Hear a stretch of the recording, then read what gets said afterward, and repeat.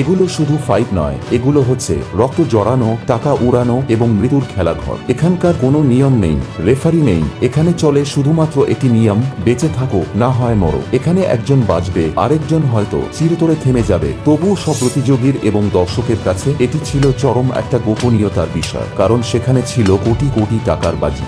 আজ আপনি দেখবেন সেই সব অবৈধ ফাইট ম্যাচের অন্ধকার জগৎ, যেখানে আইন হার মানে টাকার কাছে আর জীবন হয়ে উঠে বাজির অংশ। চলতে থাকে মরণ খেলা। এই ভিডিওটি সম্পূর্ণভাবে শিক্ষামূলক ও তথ্যভিত্তিক। আমরা কোনোভাবে সহিংসতা, বেআইনি কর্মকাণ্ড বা জুয়াকে সমর্থন করি না। অনুগ্রহ করে ভিডিওটি সচেতনভাবে দেখুন। অবৈধ ফাইট ম্যাচের সূচনা ঘটে 1980-র দশকে আমেরিকার কিছু পরিত্যক্ত ওয়্যারহাউসে, যেখানে নিয়ম ছিল না, রেফারি ছিল না, শুধু ছিল হিংস্রতা আর টিকে থাকার লড়াই। এরপর এই ফাইট ছড়িয়ে পড়ে Russia, Thailand, Brazil, Japan, Africa ও ইউরোপের গোপন সমাজে। কিছু ম্যাচ গোপনে চলে কার্টেল বা মাফিয়াদের হাতে, আবার কিছু ম্যাচ চালায় কর্পোরেট বা রাজনৈতিক শক্তির ছত্রছায়া। এই ফাইটগুলো খুবই নৃশংস হয়ে উঠত, চলতো কোনো প্রকার সেফটি প্রোটেকশন ছাড়াই, খালি হাতে ফাইট। এই খেলাগুলো চলতো নকআউট পদ্ধতিতে, থাকতো মিক্সড কুংফু মার্শাল আর্ট। প্রয়োজনে নিজের ক্ষিততা প্রকাশ করার জন্য অনেকে হাতে কাপড় বেঁধে বক্সিং করত। এমনকি কিছু ক্লাবে কারাতে বা কংফুর ইলিগেল ব্যবহার করতে দেখা যেত। যেমন হংকংয়ের গোপন বদ্ধ টানেলে চলত কুমিট নামের নিষিদ্ধ ফাইট। এখানে নিয়ম বলে কিছুই ছিল না, মৃত্যু এখানকার সাধারণ ঘটনা। ভ্যান ড্যামের ব্লাডস্পট সিনেমায় এটি জনপ্রিয় হলেও অনেকে বিশ্বাস করে সত্যিকারের কুমিটের অস্তিত্ব একসময় ছিল। এখানে ফাইট মানেই মৃত্যু সম্ভাবনা 50%। ব্রাজিলের রিও ডি জেনেইরোতে জন্ম নেয় ভেলি টুডো। এখানে সবকিছুই বৈধ, মার্শাল আর্ট, কংফু, করাতে সব একসাথে। 1920 সাল থেকে চলে আসা এই ফাইট কালচার পরবর্তীতে ইউএফসিতে রূপান্তরিত হয়। এখানে বাজির পরিমাণ প্রায় $1,00,000 ছাড়িয়ে যায়। ফ্লোরিডার ডগ ফাইট, এখানে বেয়ার নাকল বক্সিং চালাতো দাদা গ্রুপ। নেটফ্লিক্সের একটি ডকুমেন্টারি মাধ্যমে এই কালচার সবার সামনে আসে। কোনো প্রকার সেটি ছাড়াই ফাইট শুরু হতো। দর্শকরা রিং ঘিরে দাঁড়িয়ে বাজি ধরে ফাইট উপভোগ করত। কেউ হারলে হাসপাতালের বেরিয়ে হতো তাদের শেষ ঠিকানা। মস্কোর গ্যারেজ আর ফ্যাক্টরির বেসমেন্টে চলত রাশিয়ান আন্ডারগ্রাউন্ড ফাইট, যদিও সেখানে ভিডিও রেকর্ড নিষিদ্ধ ছিল। স্ট্রিট ফাইট থেকে মরা পর্যন্ত লড়াই চলত, তবে পরে বিভিন্ন মাধ্যমে সোশ্যাল মিডিয়াতে বহু ভিডিও প্রকাশিত হয় বিভিন্ন নামে। জিপসি জনগোষ্ঠীর মধ্যে চলত পরিবার বনাম পরিবারের যুদ্ধ। কোনো অস্ত্র ব্যবহার করা হতো না, শুধু চলত বেয়ার নাকল ফাইট। পুরুষেরা পুরনো শত্রুতা মেটাতে রক্তাক্ত হয়ে পড়ে থাকতো রাস্তার পাশে। 2011 সালের কংখলে ডকুমেন্টারিতে এই ফাইটের সত্যতা ধরা পড়ে। এদিকে ম্যানিলা ট্যান্ডো এলাকায় যেন রক্তের কোনো দামই নেই, জয় মানে কিছু নগদ টাকা। হতদরিদ্র যুবকেরা এখানে জীবন বাজি রেখে রিঙে উঠত। পেছনে থাকে ড্রাগ লর্ড ও বাজির কারবারিরা। পুলিশ 2022 সালে বহুবার এই গোপন ফাইট ধরার জন্য রেইড চালিয়েছিল।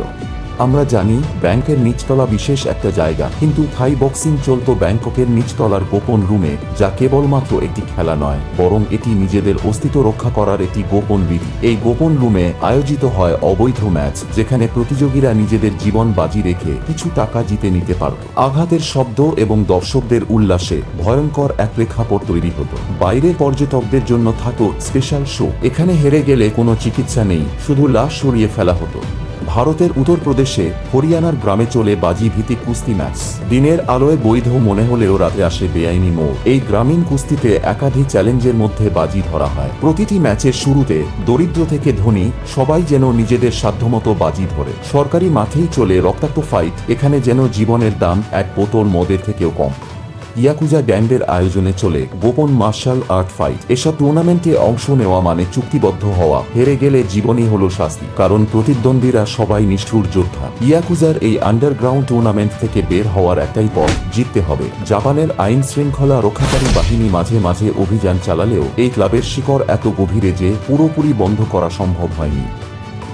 ইন্টারনেটের অন্ধকারতম কোণে, যেখানে সাধারণ সার্চ ইঞ্জিন পৌঁছাতে পারে না, সেখানে গুঞ্জন রয়েছে একটি ভয়ঙ্কর বাস্তবতার, পেপার ভিউ মরণ ফাইট। গোপন ক্যামেরা, কোডেড ট্রান্সমিশন এবং নামহীন যোদ্ধাদের নিয়ে তৈরি এই আন্ডারগ্রাউন্ড লড়াই সম্পর্কে নানান মত প্রচলিত রয়েছে। কেউ দাবি করেন এগুলো নিছকই নির্মিত কন্টেন্ট, প্রযুক্তির কারসাজিতে সাজানো ভ্রান্ত বাস্তবতা। আবার অন্যদের মতে এসব লড়াইয়ে পরাজিত হলে ফাইটাররা সত্যিই হারিয়ে যান আর কখনো ফিরে আসেন না। বিশ্বজুড়ে বিভিন্ন আইন প্রয়োগকারী সংস্থা মাঝে মাঝে ডার্ক ওয়েবের এই রহস্যজনক কার্যকলাপের বিরুদ্ধে অভিযান চালালেও এখনো পুরোপুরি নিশ্চিত হওয়া যায়নি এই মরণ ফাইটগুলো আসল নাকি শুধুই কল্পনার প্রতিফলন। লেটোয়াই ব্রুটাল এক মার্শাল আর্ট যেখানে মাথা দিয়ে আঘাত বৈধ।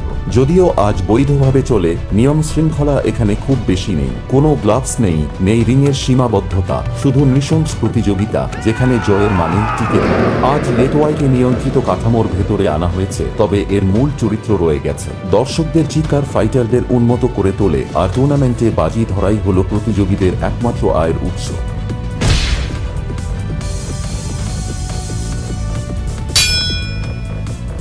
আন্তর্জাতিক এনজিও রিপোর্ট বলছে অনেক তরুণ চিরতরে হারিয়ে যায় এই পিঠে। অবশ্যই এই নিষিদ্ধ খেলার নেপথ্যে রয়েছে গভীর রহস্য। কিভাবে প্রতিযোগীরা এখানে আসেন, কিভাবে তারা নিজেদেরকে এই অন্ধকার জগতে বন্দী করে, প্রশাসনের নজর এড়িয়ে কিভাবে সুরক্ষা নিশ্চিত করে। আসলে এখানে সবকিছুর মূলে রয়েছে অর্থ।